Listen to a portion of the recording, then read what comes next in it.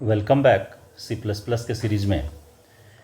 हम लोगों ने पिछली वीडियो में सी प्लस प्लस के बेसिक कंसेप्ट और ऑब्जेक्ट ओरिएंटेड प्रोग्रामिंग के बेसिक कंसेप्ट को देखा था। इस वीडियो में हम लोग देखेंगे कि किस तरीके से कैरेक्टर सेट क्या है और टोकन्स क्या है और क्या इसका यूजेज है, किस तरीके से ये वर्क करता है, इसके बारे में जानेंगे।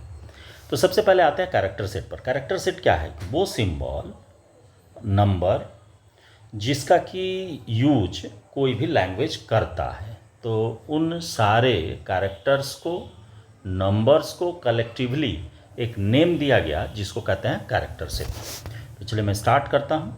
तो नॉर्मली मैंने सारे को शॉर्ट में डिस्क्राइब कर दिया है कि character set means that the characters and symbols that a C plus plus program can understand and accept, जिसको कि वो यूज करता हो सी प्लस प्लस का programme.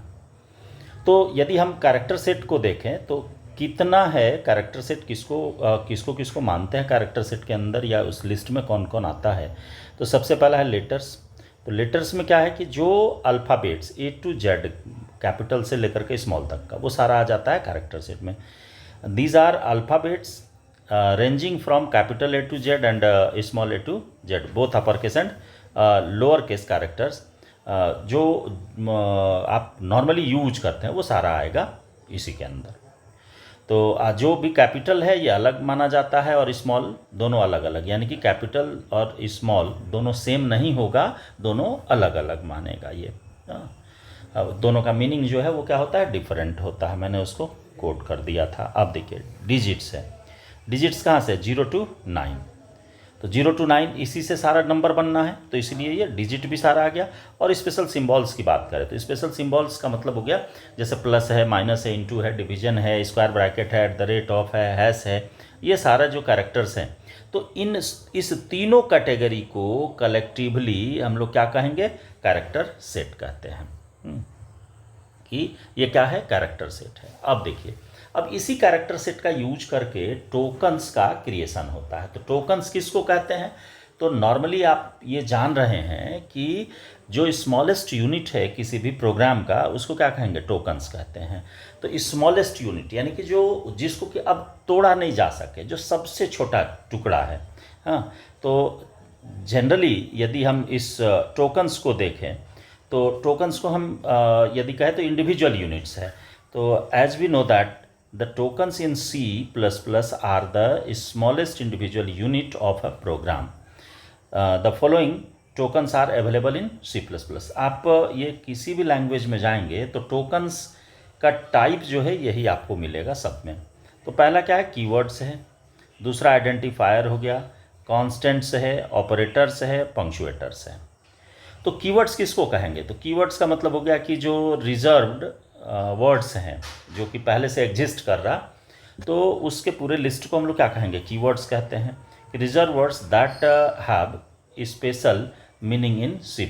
The meaning of keywords are already exist in compiler, so they can not be used as a variable names. There are 48 basic keywords used in C++। यहाँ 48 keyword जो है वो basic है। इसके अलावा compiler to compiler फिर vary करेगा। तो फॉर एग्जांपल डू है, फॉर है, इंट है, फ्लोट है, इफ है, एक्सेट्रा, ये आप जान ही रहे हैं। तो ये सारा आ जाएगा। लिस्ट मैंने इसलिए नहीं दिया क्योंकि बेकार वो लंबा हो जाता, तो आप लिस्ट देख सकते हैं। अब इसके बाद आ जाइए कि आइडेंटिफायर्स। तो आइडेंटिफायर्स क्या है? दूसरा जो है टोकन्स का टाइप आइडेंटिफायर्स, जो आइडेंटिफाई करे, यानी कि जैसे हम लोग कहते हैं ना कि नेमिंग वर्ड्स। तो नेमिंग वर्ड्स का भी तो अपना एक रूल रेगुलेशन है। तो वही चीज़ है आइडेंटिफायर, यानी कि जिसके थ्रू हम किसी भी चीज़ को आइडेंटिफाई लैंग्वेज में कर सकते हैं, उसको कहते हैं आइडेंटिफायर। तो identifiers are used for naming of variables, functions, arrays, class and objects. अब इसका नॉर्मली रूल क्या है? तो आप पीछे भी आपको मैं सी वाले सीरीज में भी मेरा जो आप यदि देखे होइएगा तो वहाँ पर मैंने इसको डिस्क्राइब कर दिया था। तो यहाँ पर देखिए कि रूल्स यदि हम देखें तो क्या रूल्स है। तो देखिए, पहला है कि फर्स्ट कैरेक्टर। तो फर्स्ट कैरेक्टर क्या होना चाहिए? अल्फ़ाबेट होना चाहिए या अंडरस्कोर होना चाहिए। देखिए, the first character of the identifier in C++ should positively be begin with either an alphabet or an underscore. It means that it strictly cannot begin with a number. देखिए आपका ये कभी भी नंबर से start नहीं होगा, ये याद रखना है। हाँ, यानी इसको है कि कभी भी ये आपका नंबर से स्टार्ट नहीं होगा, रिस्ट्रिक्शन उसके साथ लगा रहता है। दूसरा है नो स्पेशल कैरेक्टर। तो स्पेशल कैरेक्टर में आप क्या जान रहे हैं कि अंडरस्कोर को छोड़ करके कोई भी स्पेशल कैरेक्टर यूज नहीं होगा। Special symbols except underscore are not allowed. तीसरा है कि नो कीवर्ड्स, कीवर्ड नहीं होना चाहिए, यानी कि keywords are not allowed in identifier. They are reserved words that hold a special meaning to the C++ compiler. Compiler के लिए उसका क्या है, अपना एक स्पेशल मीनिंग है। White space, no white space, यानी कि वाइट स्पेस क्या है, तो जो कोई किसी भी तरह का स्पेस आपका वाइट स्पेस होता है। White spaces are not allowed in identification. White space incorporate blank space, new line, carriage return and horizontal tab. इस देखो ये इसमें बहुत सारा हो गया ना, तो कॉमन एक नेम दे दिया गया क्या, वाइट स्पेस, यानी कि किसी भी तरह का स्पेस। इंटर भी प्रेस करते हैं वो भी स्पेस लेता है, टैब दबाते हैं वो भी स्पेस लेता है, सिंगल स्पेस देते हैं वो भी लेता है। तो इन सारे को एक कॉमन नेम दे दिया गया वाइट स्पेस। उसके बाद वर्ड लिमिट है। तो वर्ड लिमिट क्या कि जैसे आप कितना बड़ा टाइप कीजिएगा। यदि हम वर्जन 2 के कंपाइलर में देखें तो वर्जन 2 के कंपाइलर को ही बेस मैं लेकर के चला हूँ, इसलिए मैंने इसमें रिस्ट्रिक्शन उसके साथ इंक्लूड कर दिया, जो कि सी में रिस्ट्रिक्शन था कि ज़्यादा से ज़्यादा आप कितना 31 कैरेक्टर तक का नेम दे सकते हैं। नॉर्मली यदि इसको मैंने लिखा तो मैं आपको बता दे रहा हूँ कि the use of an arbitrarily long sequences of identifier names is restricted. The name of the identifier must not exceed 31 characters. इससे बड़ा नहीं होना चाहिए। ये वर्जन 2 के कंपाइलर के अकॉर्डिंग किया। विंडोज़ के अकॉर्डिंग आएंगे तो ये तो लंबा भी चलेगा। और लास्ट मैंने एक पॉइंट उसमें जोड़ दिया कि केस सेंसिटिव है। केस सेंसिटिव है, कैपिटल और स्मॉल में ये क्या समझता है, डिफरेंस समझता है। इन C++ upper and lower case characters can not different meanings. तो इसका भी क्या है, ये रिस्ट्रिक्शन है, जैसा कि ऊपर मैंने भी बताया था कि नाम में भी क्या है कि रिस्ट्रिक्शन है, उसी तरीके से यहाँ भी आपको केस सेंसिटिव ये है। अब देखिए कांस्टेंट में आते हैं। तीसरा कांस्टेंट किसको कहते हैं, तो कांस्टेंट का मतलब होता है कि जो जिसका वैल्यू क्या हो, फिक्स हो, उसको कांस्टेंट कहते हैं। अब देखिए तो नॉर्मली यदि इसको हम डिफाइन करें तो एक लाइन में क्या कह सकते हैं कि constant refers to fixed values. Their value can not be modified by the programmer once they are defined. जो एक बार आप असाइन कर दिए उसको आप मॉडिफाई नहीं कर सकते हैं। तो सिंटेक्स इसका क्या होता है कि कॉन्स्ट कीवर्ड लगता है, डेटा टाइप देते हैं, वेरिएबल का नाम देते हैं और वैल्यू देते हैं। अब यदि इसके टाइप्स को देखें तो कांस्टेंट कितने तरह का होता है, तो कांस्टेंट का मतलब हो गया कि जितने तरह का डेटा टाइप आपका उस लैंग्वेज में यूज होगा उतने तरह का कांस्टेंट होता है। तो सबसे पहला मैंने आपको दिया, देखिए एक्चुअल में कांस्टेंट के साथ साथ मैंने लिटरल भी मेंशन इसी में कर दिया है, वो आप अलग नहीं समझिएगा, दोनों एक ही में मेरा मेंशन है।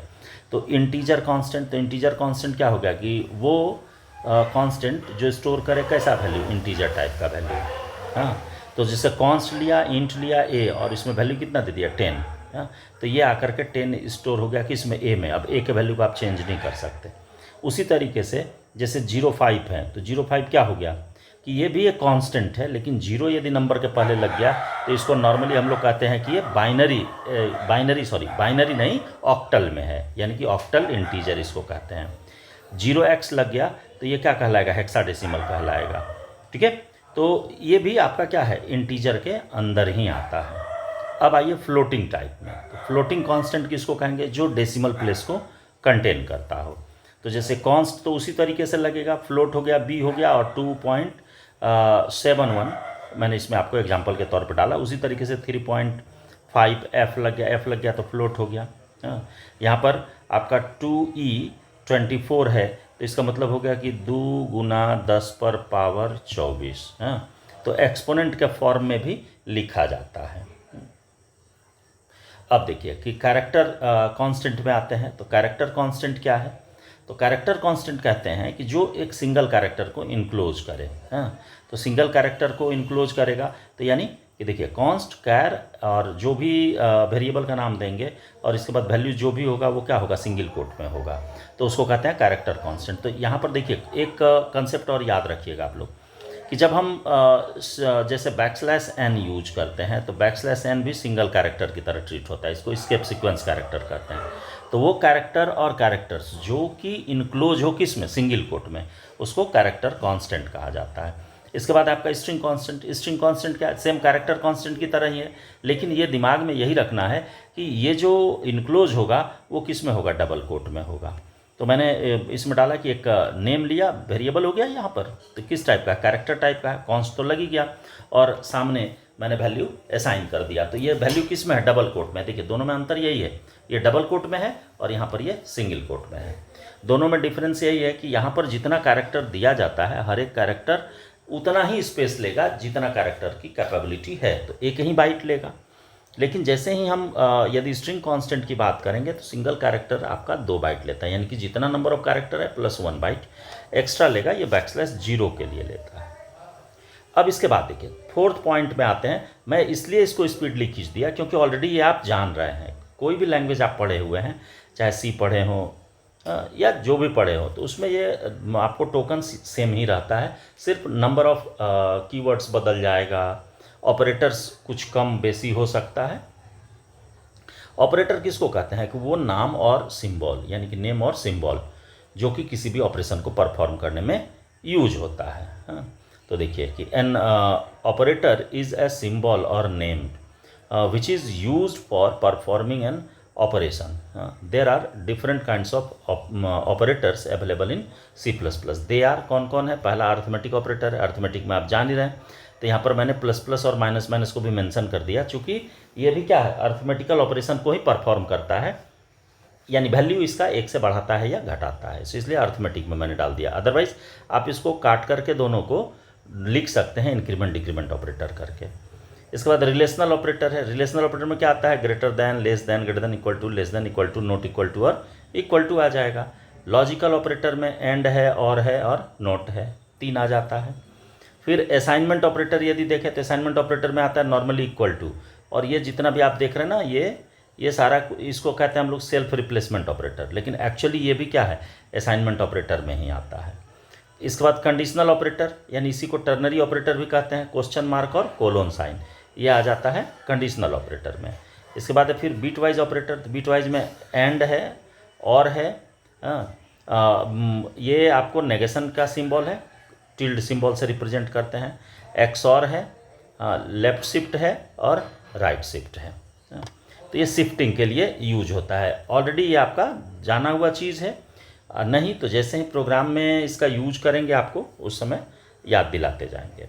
इसके बाद कुछ ऐसे भी ऑपरेटर्स हैं जिसको कि मिसलेनियस ऑपरेटर्स के नाम से जानते हैं, जो कि बहुत पहले के भी हैं, यानी कि पिछले लैंग्वेज सी में भी मिले और कुछ नया भी आपको मिल सकता है। तो देखिए जैसे इसमें आ जाता है साइज ऑफ ऑपरेटर है। तो चूँकि मैंने शुरू में ही ये मेंशन कर दिया है कि सिंबल भी हो सकता है और नेम भी हो सकता है, तो साइज ऑफ क्या हो गया, नेम हो गया। तो ये क्या करेगा कि जो साइज उस ऑपरेंड के द्वारा एलोकेट किया जाता है उसको ये रिटर्न करता है। It returns the memory occupied by the particular data type of the operand. उस ऑपरेंड के डेटा टाइप का साइज क्या होगा मेमोरी में, ये रिटर्न करता है। एम्परसेंट साइन ये क्या करेगा, ये रिप्रेजेंट करता है एड्रेस को, कि रेफर टू द एड्रेस, यानी कि मेमोरी लोकेशन जो होगा in which the operand is stored, जहाँ की ऑपरेंड जा करके क्या हो रहा है, स्टोर हो रहा है। एस्ट्रिक सिंबल ये भी पॉइंटर के लिए जनरली यूज करते हैं कि it is a pointer operator. ये एस्ट्रिक सिंबल जो हो गया ये इंडिकेट करता है कि इसको, कि ये पॉइंटर को। इसके बाद है कॉमा ऑपरेटर है। कॉमा ऑपरेटर क्या करता है, ये एक्चुअली ये सेपरेटर है, कॉमा जो है वो एक सेपरेटर है। Comma operators are mainly utilise to separate the operands, variable, data types etcetera. जैसे कॉमा दे करके आप लिखते हैं ना कि int a comma b comma c, तो ये जो यहाँ कॉमा दिया गया तो ये क्या करता है, सेपरेट करता है कि ए अलग है, बी अलग है और सी अलग है, इसीलिए इसको सेपरेटर भी कहते हैं। एरो और डॉट ऑपरेटर, तो एरो ऑपरेटर कब यूज करते हैं और डॉट ऑपरेटर कब यूज करते हैं? तो जैसे मान लो कोई स्ट्रक्चर है, उसके थ्रू यदि हमको कॉल करना है, जैसे यहाँ देखो ऑब्जेक्ट है आपका, एग्जाम्पल देखो समझ में बात आ जाएगी। ऑब्जेक्ट है तो ऑब्जेक्ट से किसी फंक्शन को कॉल करेंगे तो डॉट ऑपरेटर लगेगा, और यही ऑब्जेक्ट यदि पॉइंटर टाइप का हो जाएगा तो इन प्लेस ऑफ डॉट हमको यूज करना पड़ेगा किसको? एरो ऑपरेटर को। तो वही चीज़ मैंने यहाँ मेंशन किया। Dot operators are mainly utilise to access members of an object, और दूसरी तरफ यानी कि on the other hands arrow operators are utilised for accessing the variables of the classes और स्ट्रक्चर्स वाया इट्स पॉइंटर। यानी कि यदि पॉइंटर है तब उस केस में एरो लगेगा, और नॉर्मल ऑब्जेक्ट या वेरिएबल स्ट्रक्चर वेरिएबल है तो उस केस में डॉट लगेगा। यहाँ पर ये डिफरेंस हो जाता है। इसके बाद एक लास्ट और है आपका कि कास्टिंग ऑपरेटर। कास्टिंग ऑपरेटर किसको कहते हैं? पैरेंथेसिस को। इस पैरेंथेसिस में जैसे इंट हम यदि लिख दिए तो आगे यदि 2.5 भी लिखा हुआ है तो इसको ये रिप्रेजेंट करेगा 2 ही, यानी इंटीजर में ही उसको कन्वर्ट करता है, तो इसीलिए इसको कहते हैं कास्टिंग ऑपरेटर। कि using the casting operator we can convert one data type to another data type. जैसे यहाँ टाइप दे देंगे, वेरिएबल दे देंगे या वैल्यू दे देंगे। तो वही मैं आपको बताया कि मान लो हम इंट दिए और इसको ब्रैकेट में दे दिया 2.715 दे दिए, तो ये रिटर्न करेगा कितना? 2। तो इंटीजर में कन्वर्ट हो गया। तो वैल्यू मेरा कुछ भी रहे उसका कन्वर्सन जो आसानी से करा दे। इसके बाद लास्ट जो है वो पंक्चुएटर्स है। पंक्चुएटर्स या इसी को स्पेशल सिंबल्स कहते हैं। तो स्पेशल सिंबल क्या हो गया कि वो सिंबल या वो लिस्ट जिसका कि यूज प्रोग्राम में किया जाता हो, वो लिस्ट जिसका यूज प्रोग्राम में किया जाता हो, लेकिन वो किसी भी ऊपर मेंशन्ड टाइप्स ऑफ टोकन्स में अवेलेबल नहीं है, तो उसको हम लोग कहते हैं पंक्चुएटर्स। हाँ, तो characters that help define the structure of the code. Common punctuation tokens include, अब सेमीकोलन है, ये टर्मिनेटर का कहते हैं इसको, कॉमा है तो सेपरेटर जो कि ऊपर भी आपको बता दिए हैं, पैरेंथेसिस है जो कि पैरामीटर को यूज करने के लिए या पैरामीटर या बाइंड करने के लिए या एक्सप्रेशन को कंबाइन करने के लिए यूज किया जाता है।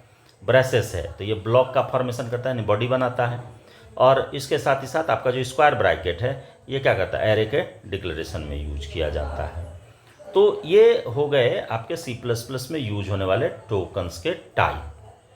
तो ये यदि आप जानते हैं तो C++ के प्रोग्राम में आपको कोई ज़्यादा परेशानी नहीं होनी है। तो मिलते हैं अगली वीडियो में इनपुट आउटपुट फंक्शन के साथ। इसमें C++ के बेसिक में आपको फॉर्मेटिंग फंक्शंस जो है वो थोड़ा डीप में चलना पड़ेगा। तो पहले इनपुट आउटपुट बताते हैं, देन आपको फॉर्मेटिंग के बारे में बताएंगे। तो बस इस वीडियो में इतना ही, मिलते हैं अगली वीडियो में।